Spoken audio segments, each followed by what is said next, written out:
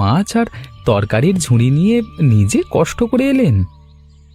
আজকে সকালই তো শহর থেকে অতিথিরা স্টেশনে পৌঁছাবেন গোপাল বাবা, তাই সব বাজার নিজেই নিয়ে এলাম। কানাইবাবু, আপনি ভাববেন না, আমরা সব তরকারি যত্ন করে ধুয়ে রান্নার ব্যবস্থা করছি। মা সাবিত্রী, এই দুটো বড় ইলিশ মাছ সুন্দর করে কাটবে, বিশেষ করে ইলিশের ঝোলটা যেন এক্কেবারে খাসা হয়। আপনি যেমনটা বলেছেন তেমনটাই হবে কানাইবাবু। আমাদের গ্রামের স্বাদের এই রান্না ওনারা পছন্দ করবেন। ওনারা শহরের মানুষ তো, তাই গ্রামের এই টাটকা ইলিশের ঝোলের স্বাদ পেলে ওনাদের মন খুশি হবে রে মা। কানাইবাবু, আপনি এখন নিশ্চিন্তে বাড়ি যান। সাবিত্রী আর সরলা বৌদি মিলে দুপুরের আগেই সব রান্না শেষ করে রাখবে। আচ্ছা গোপাল, দুপুরের পর কিন্তু তুমি আমার সাথে একটু স্টেশনের দিকে যাবে, অতিথিদের আদর করে নিয়ে আসবার জন্য। হ্যাঁ কানাইবাবু, আমি ঠিক সময়ে আপনার কাচারি ঘরে গিয়ে তৈরি থাকব। আপনি স্টেশনে যাওয়ার জন্য একদম ভাববেন না। তবে আমি এখন আসি বাবা, তোমরা ভালো মনের মানুষ, তোমরাই আজকে আমার এই সম্মান বাঁচালে।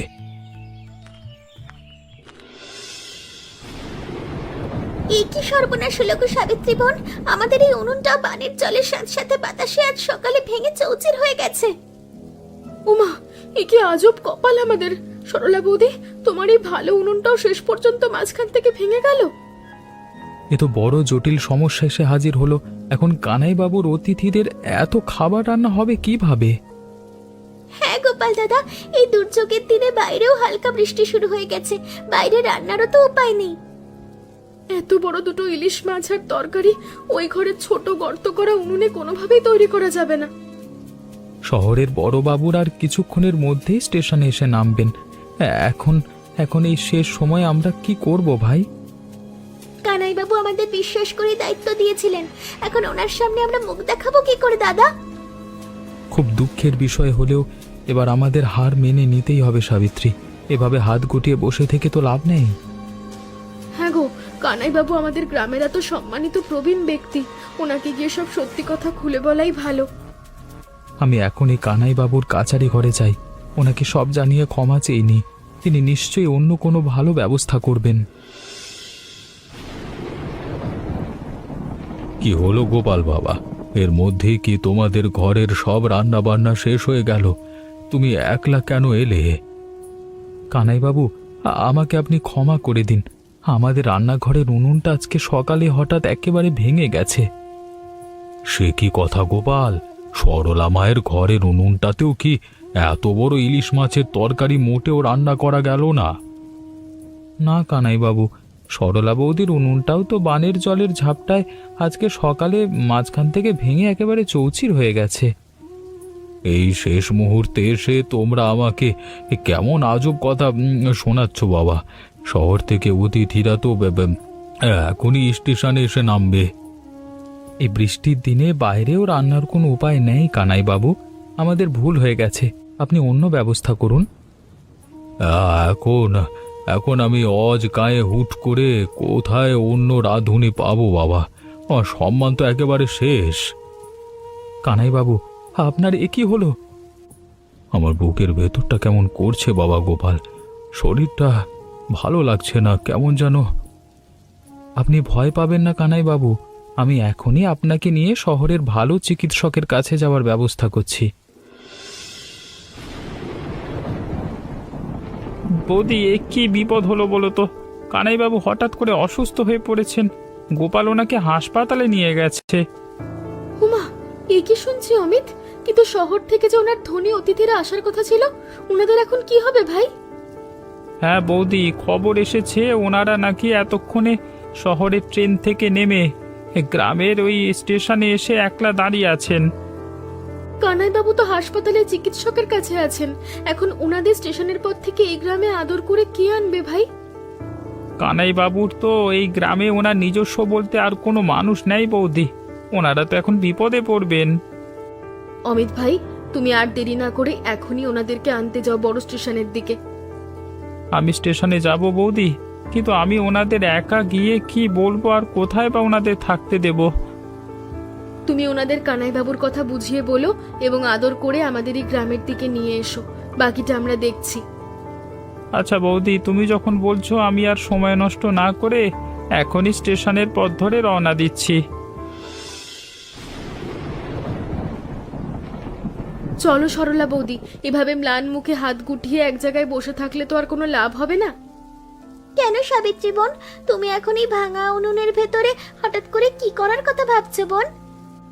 আমার এই ভাঙা চুলোতে যেভাবেই হোক আজকে রান্না বান্না শেষ করব বৌদি, আমাদের পিছপা হলে চলবে না। এই ভাঙা উনুনে এত বড় রান্না তুমি কিভাবে করবে বোন? উনুনের তো কোনো ভালো অংশ আর আস্ত নেই। বেশি কিছু রান্না করতে হবে না বৌদি, 2-1 পদের সাধারণ বাজি আর ইলিশের ঝোলটুকু করলেই হবে।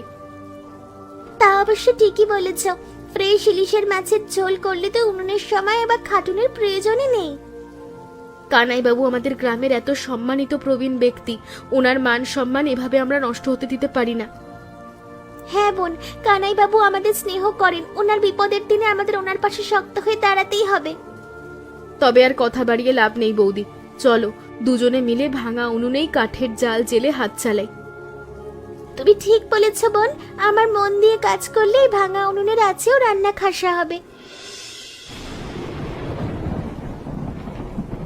বৌদি, আমি ঠিক সময়ে স্টেশনে পৌঁছে কানাইবাবুর সব অতিথিদের যত্ন করে আমাদের এই গ্রামে নিয়ে এসেছি।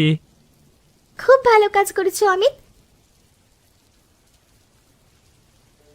আপনারা পথে ক্লান্ত হয়ে পড়েছেন, এই নিন ভাঙা উনুনের তৈরি গরম ভাত আর তাজা ইলিশের ঝোল খান।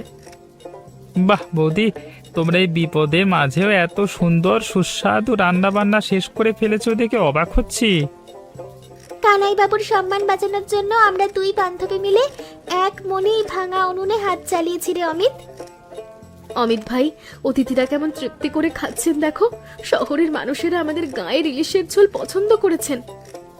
হ্যাঁ বৌদি, ওনারা তো প্রশংসায় পঞ্চমুখ। কানাইবাবু হাসপাতালে অসুস্থ জেনেও ওনারা তোমাদের এই আদরে খুশি হয়েছেন।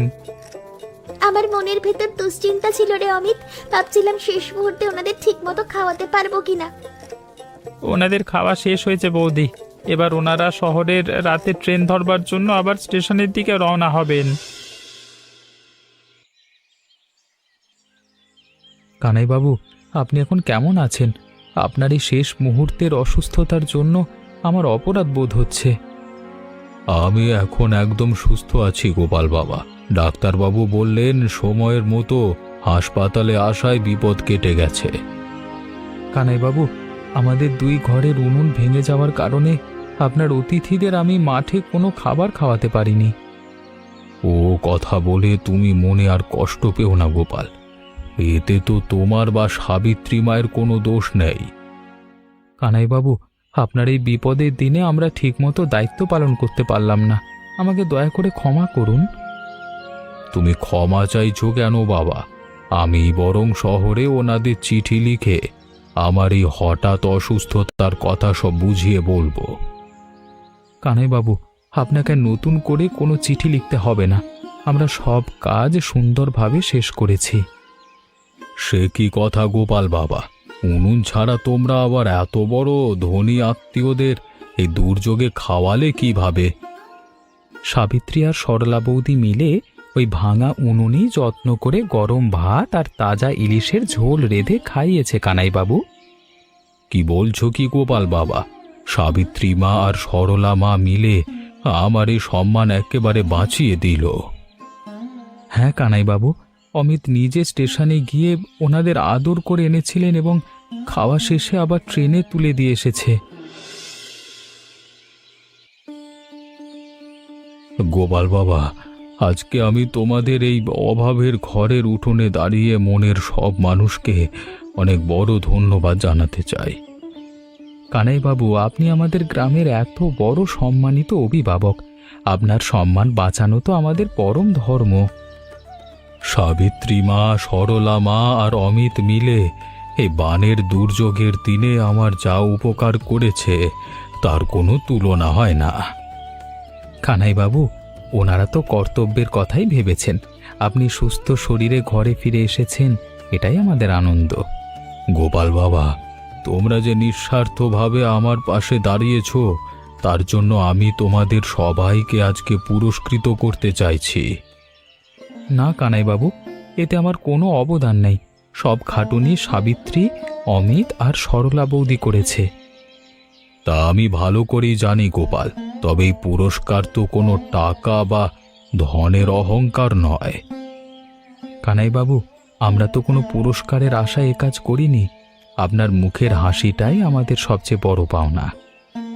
হ্যাঁ, তোমরা ভালো মনের মানুষ, তবে আমি খুশি মনে আজকে থেকে একটা ঘোষণা করছি।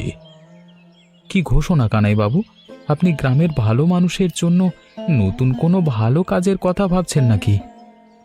আমার পেছনের যে বড় পুকুরটা আছে, আজকে থেকে সেই পুকুরটা আমি তোমাদের জন্য আর গ্রামের মানুষদের জন্য উন্মুক্ত করে দিলাম। অমিত ভাই, তুই আরেকটু গভীর থেকে ভালো করে আঠালো কাদামাটি ঝুড়িতে তোলতো। এই কাদা দিয়ে উনুন তৈরি হবে। ভাবো না গোপালদা, কানাইবাবু এই পুকুরটা উন্মুক্ত করে দেওয়ায় আমাদের বড় উপকার হলো। হ্যাঁ অমিত ভাই, কানাই বাবুর মতো এত ভালো সম্মানিত মানুষ এই গায়ে সত্যি আর একটাও খুঁজে পাওয়া যাবে না। তুমি একদম খাঁটি কথা বলেছো সাবিত্রী বোন।